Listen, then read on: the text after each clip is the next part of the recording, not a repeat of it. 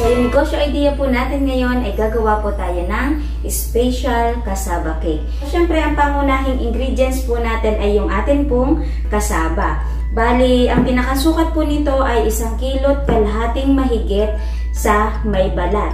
Ngayon, nung nabalatan na po natin at nung nayadyad na po natin, ang kinalabasan na lamang po ng timbang ay 1,229 grams. So ito po, hindi ko na siya pinigaan kasi feeling ko kapag pinipiga, parang nagiging dry yung cassava po natin. Kaya sa mga mahal po nating OFW, kapag meron po sa lugar ninyo nito, yan, itry nyo po kapag meron po kayong free time. Yan, ilagay na din po natin ang 1 lata ng eba. Pwede rin po tayong gumamit ng purong gata. 1 lata ng condense. Yan, 2 whole egg. Melted margarine. Yan, magdadagdag po yan ng linamnam nung cassava cake po natin. Pambalanse ng tamis, yung atin pong iodized salt. Kapag nailagay na po lahat ng ating ingredients, ngayon, imimix lamang po natin itong mabuti. Tapos, kung napapansin nyo, hindi na po ako naglagay ng sugar kasi para sa akin, okay na po yung pinakang tamis po nito. Kasi yung type ko, yung pinakang tamis na malalasahan, yung manggagaling na po sa condense natin. Kapag na-mix na po natin ang ayos, iset aside lamang po natin at kuhanin naman po natin yung pagbe-bakean po natin. And gagamit po tayo ng aluminum tray. Bali, ito po ay rectangle at ang pinakang code po nito ay 1000/34. Okay, so kahit ano naman pong lalagyan, pwede po natin gamitin dito na pwede po nating isalang sa oven. So, pwede tayong gumamit ng shape na circle, bagay na bagay naman po pag padating po ang New Year. So, kahit ano pong lalagyan na maganda po sa paningin po natin, ay pwede po nating gamitin. So, pagkatapos po dito, ang isa pa pong magpapa-special po ng ating cassava cake, ay gagamit po tayo ng buko. Okay, so sasabihin nyo lamang po na wag nang isama yung brown. So ito hindi ko po kaagad nasabi, kaya nakasama na siya. So pwede na po yan kasi pang atin lang naman. Ang pinakang tips po sa buko, sasabihin nyo po ay pang buko salad para makapal po yung buko. So imagine mga katipid tips, ito po ay 2 buko lamang at tumitimbang po ito ng 368 grams. Ngayon, ito po ay hahatiin po natin sa 3. O magkakaroon po ng timbang na 122 grams bawat isang tray. So halimbawa kung pang negosyo po ito, mas maganda kung gagamit po tayo ng timbangan para pantay-pantay. Ngayon, ang sunod na po natin gagawin ay maglalagay naman po tayo ng pinakang mixture po ng cassava po natin. So, gagamit po ulit tayo ng timbangan para pantay-pantay. So, ito pong pinakang mixture po natin. Nung napagsama-sama na po lahat ng ating ingredients, ang naging timbang na po nito ay 2,098 grams. Ngayon, i-divide ko po ito sa 3 at ang kalalabasan po ay 690 grams bawat ilalagay po natin sa isang lalagyan. Gagamit po ako ng cup para may idea po tayo ilang cups ng mixture natin ang mailalagay. Okay, bali ang 699 grams ay kulang-kulang 3 cups. Kapag nailagay na po natin yung pinakang mixture po natin, ito po ay hahaluin lamang po natin. Ngayon, yung pinakang buko po natin, hindi ko na po isinama dito sa pinakang mixture po natin. Para siguradong sigurado po tayo na yung pinakang buko na ilalagay po natin ay pantay-pantay. So, habang ginagawa na din po natin ito, nag-preheat na din po tayo ng oven na gagamitin po natin. So, sa magtatanong kung pwede pong gumamit ng improvise oven, so pwede naman po. Pero, kasi dito maglalagay tayo ng topping. So, dun lang magkakaroon ng diferensya sa toppings, yung itsura. Pag nilagay na po natin sa ating tray, ready na po natin itong i-bake. So, dito sa ating 68 liters na oven, ang kasya po dito ay 4 na tray. So, 2 kilong cassava yung gagawain po natin. At ito po ay i-bake po natin sa oras na up to 60 minutes. Pero, depende po yun sa laki at kapal na gagawin po nating cassava cake. So, mag-a-adjust na lamang po tayo ng oras. At gagamit po tayo ng toothpick check para malaman natin kung okay na yung cassava cake po natin. Pero wag po nating i-overcook para hindi po madry at hindi po tumigas yung cassava cake po natin. So yung pinakang function po natin is up and down. Tapos yung pinakang temperature po natin is 200 degrees Celsius. So ito, magbabalik po tayo kapag luto na. So habang patapos na po yung ating binibake, ngayon ay maggawa naman po tayo ng pinakang toppings po natin. Unang-una, gagamit po tayo dito ng gata. Bali ito po ay 1/4 or 250 grams. So pwede po nating ipalit dito ay eba. Yan, isang lata ng condense. Yan, tapos napahuli yung ating egg yolk. Dapat ito po yung una para mas mamix po natin ang ayos. So dahil nakalimutan po natin, okay lamang po yon. So, i-mix na lamang po natin ng mabuti. Maglalagay po ako ng isang kalamansi. Pwede rin po ang lemon. Maglalagay din po ako ng pinch of salt. Pambalansi po ulit sa tamis. So, ayan. I-mix lamang po natin ng mabuti. Tapos, gagamit lamang po tayo ng isang pitchel na merong sukatan para may idea lamang po tayo sa tinimpla po nating toppings, ilang ml po ang kinalabasan. Fresh na fresh ang bango nito mga katipid tips. Ang ganda ng pagkakaluto. Ngayon, maglalagay na po tayo ng pinakang toppings po natin. So, ito ay sobrang init pa nito mga katipid tips ha. At yung ginawa po natin ay kulang-kulang 600 ml. Ilalagay lang natin siya dyan sa ibabaw. Okay, so hinati natin sa tatlo pero meron pa siyang labis. Hindi ko na siya ilalahat kasi sobrang puno na nito mga katipid tips. Tapos dito, maglalagay po tayo dito ng cheese para mas pina-special. Tapos, yung isang box na may sukat na 160 grams, hinati po natin sa 4. Yung isa, hindi ko na siya lalagyan ng cheese para makita natin yung pinagkaiba kapag merong cheese sa ibabaw at saka wala. After po nito, pwede na po nating isa lang ulit. I-bake lamang po natin yan ng 20 to 30 minutes or hanggang sa mag-brown na po yung ibabaw. Tapos ito yung hindi natin nilagyan ng cheese. Tapos ito, habang binibake ko, iniikot-ikot ko yung tray para pantay yung pagkakaluto or pantay yung pagkaka-brown nung toppings po natin. Balikan na lamang po natin yan kapag nag-brown na po yung ibabaw. So, ayan, luto na po yung ating dalawang tray na may toppings na cheese kasi mas mabilis siyang mag-brown kumpara po dun sa walang toppings. So, maya-maya lang, magbabalik po tayo at iintayin lamang po natin yung isang tray na maluto. So, ito mga katipid tips, ang bango-bango ngayon dito sa pinagbibidyohan ko, yung tipong ang sarap-sarap humigop ng kape. I think it's so banas ngayon, guys. Super hot! So, ayan, na-bake na po natin lahat at ang ganda ng pagkakaluto. So, hitsura pa lang mukhang masarap na. So, mamaya, matitikman po natin yan. Intayin lamang po natin na lumamig. Ang ganda ng pagkakaluto. Oh my God! Wow!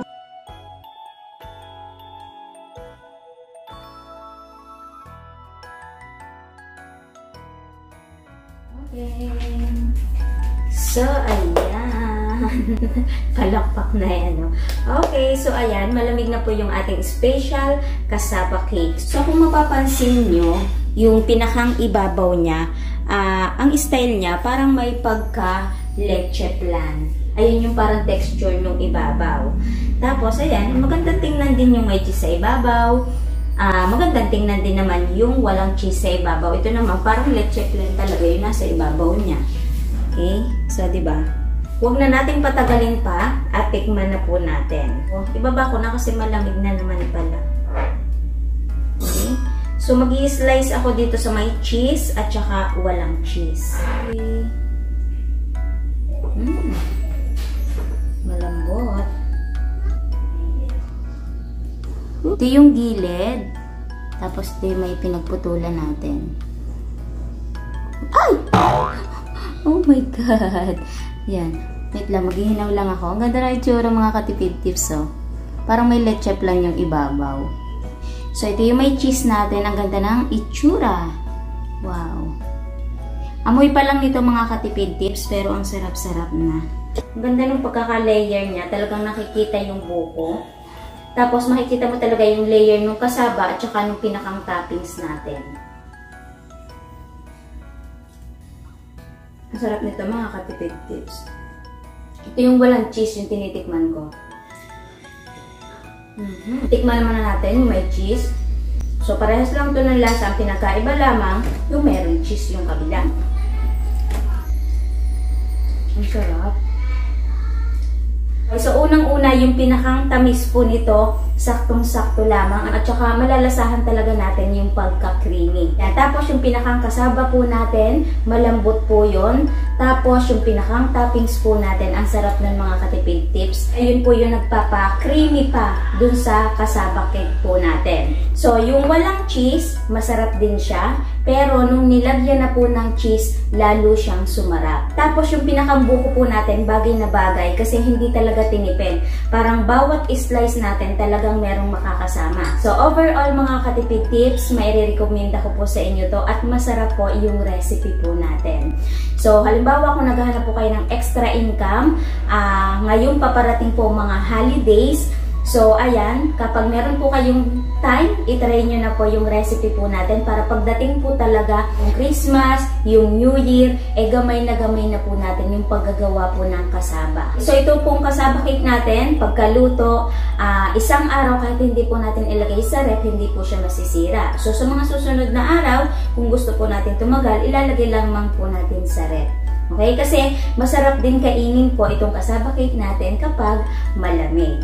So, itong nakalagay sa aluminum tray, hahanap lamang po tayo ng kasyang pinakang box dito. Tapos, yung open window yung tinatawag, yung kita yung loob. Halimbawa, kung medyo nagtitipid tayo sa packaging, pwede naman po tayong gumamit ng cling wrap. Babalutin lang natin siya. Diba? Yeah. Patakin nyo lamang yan para hindi kulubot yung ibabaw.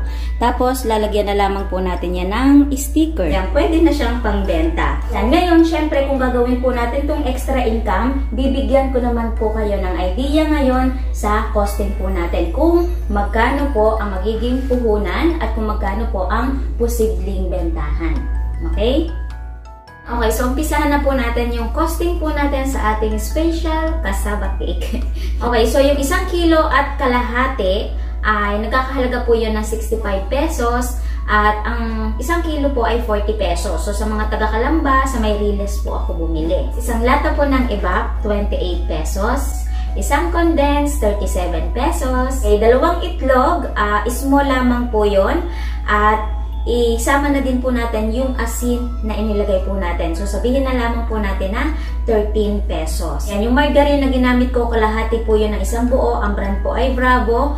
So, nagkakahalaga po ng 20 pesos. Kasi ang isang buo po ay 40 pesos. Sa buko po natin, 30 pesos. Dalawa po yung ginamit po natin, bali 60 pesos. Kaya ang total po lahat ay 223 pesos. Mag-plus na din po tayo sa electric po natin, 20 pesos. Sa labor, pamasahe, sabihin na din po natin na 30 pesos. Kaya ang total po lahat ay 273 pesos. Ngayon, i-divide po natin sa tatlo na nagawa po natin. At ang kalalabasan po nun ay 91 pesos po ang pinakampuhunan po natin sa kasaba po natin. Ngayon, ang tuusin naman po natin ay yung pinakang toppings po natin. So, umpisahan po natin sa isang lata po ng condensed, 37 pesos. Yung 1/4 na gata, 20 pesos. Gumamit po tayo ng 2 egg yolk. I-plus na din po natin yung calamansi. Isasabihin na din po natin na 13 pesos. Okay, tapos sa pinakang cheese po natin, tutuusin ko na lamang po sa lahat ay nilagyan po natin ng cheese. So, yung isang buo ng cheese ay 42 pesos. Tapos, hinati po natin yun sa 4. So, 3 lamang po yung magagamit po natin. So, nagkakahalaga siya ng 31.50 pero sabihin na po natin na 32 pesos. Yan. Kaya ang total ng ingredients sa toppings po natin ay 102 pesos. Plus po ulit tayo ng 20 pesos para sa other expenses, sa labor, sa electric. Kaya ang total po lahat ay 122 pesos. I-divide po ulit natin sa 3 at ang kalalabasan po nun ay 40.66 po ang puhunan kada itinappings po natin sa ibabaw. Pero sabihin na lamang po natin na 41 pesos. Ngayon, pagplasin po natin yung pinakang puhunan sa kasaba at sa pinakang toppings po natin. Ang kalalabasan po nun ay 132 pesos. Okay, mag-plus na din po tayo ng packaging base po yon sa ginamit ko ngayon. So, ito po ay nagkakahalaga ng 25 pesos, itong aluminum tray. Pero pagkakaalam ko sa ibang bilihan, mas mura po ito. Kasi parang ang bili ko dati dito is 18 pesos. Tapos yung cling wrap na ginamit ko, tapos kung maglalagay po ako ng sticker, sabihin na lamang po natin na 35 pesos. Kaya ang total po lahat ng puhunan po natin dito ay 167. So yung pagbebenta pa rin po nito, depende pa rin po sa atin. So yung maisasuggest ko pong presyo sa inyo, pwede po nating ibenta ng 250, 280, 300 pesos. So ako po ay tutusin ko na 300 pesos at kapag minus po natin yung puhunan, posible po tayong tumubo ng 133 po kada isang tray. So, para meron lamang po tayong idea kung mapapaubos po natin itong tatlo, so i-times 3 po natin at posible po tayong tumubo ng 399 dito po sa tatlo na nagawa po natin. So, syempre, mas malaki po yung tutubuin po natin kapag mas marami na po yung ginagawa po natin. So, ito mga katipid tips, magamay lamang po natin, magawa po natin ng ayos. Sigurado, kikita po tayo ngayong paparating po ang mga holidays. Sigurado, babalik-balikan po itong ating special kasaba cake kasi masarap siya talaga mga katipid tips. Tapos, ngayong paparating po ang Christmas, ang New Year, so pwedeng-pwede po natin itong gawin. So, di ba, nakahayin yung ating kasaba cake sa mesa at kung talagang titingnan natin, talaga namang nakakatakam. Di ba? At sa mga mahal po nating OFW, alam ko, marami naman po talaga sa atin yung mahihilig po sa kakanin. So, kung meron tayong ingredients sa lugar po natin, so itry nyo po yung recipe po natin. Okay, so sana bago po nagtapos yung video po natin, ay meron po akong naidagdag na negosyo idea po sa inyo at tips dito po sa video po natin. Okay? So, kita-kits na lang po ulit sa mga next video po natin.